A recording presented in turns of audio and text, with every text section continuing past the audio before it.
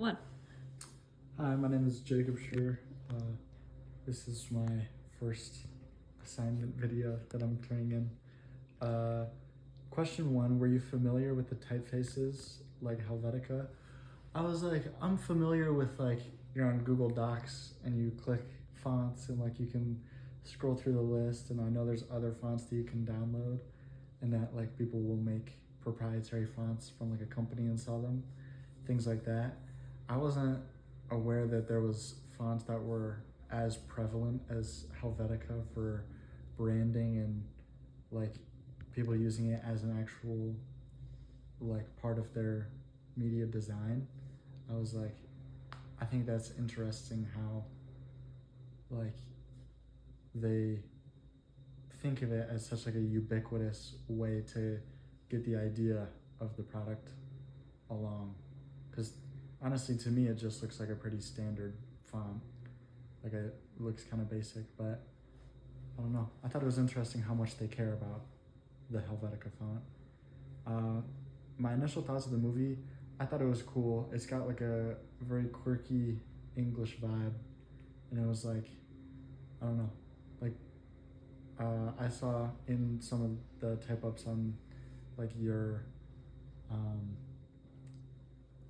assignment breakdown that it had some funny talking head parts, and I just thought it was interesting watching the old geezers talk about the different typefaces and everything like that. And I don't know, I thought it was a nice little chill documentary. My view of type design as a process changed after watching this movie. I definitely surprised by how much design goes into the fonts. I would have thought that it's you kind of just draw what you want the letter to look like, but when the guy at the beginning of the video brought out that grid of how he looks at fonts, and then there was the next guy with the longer hair talking about if it's a serif font or if not, and the ends of it, how they curl out. I thought that was cool. I thought the grid was interesting, seeing where each of the letters, on a lowercase h, where that top of the H is gonna rest on that grid compared to an I, the top of the line under the dot. I thought that was interesting, seeing there's a science to how they designed them and how it's supposed to appear to the reader. I would have thought it was more just some computer design guy kind of drawing up a font on some electronic design AutoCAD or something. And did I make any connections related to the elements of design or this course? I think I can more so see what this course is going to be getting after, the process of design and stuff like that. But I think I need to get a little further into the course before I can answer that question in depth. I don't really I'm excited to see what else we go over in this course before I know exactly what connections to draw and before I can draw a good connection between the elements of design and what I'll be actually learning in this course.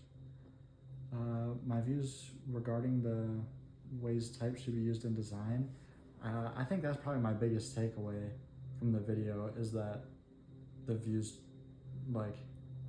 change regarding the typeface. I think that it's cool the way they come up with interpreting fonts and the way that they think about the fact that the font is gonna affect how you're interacting with their source of media.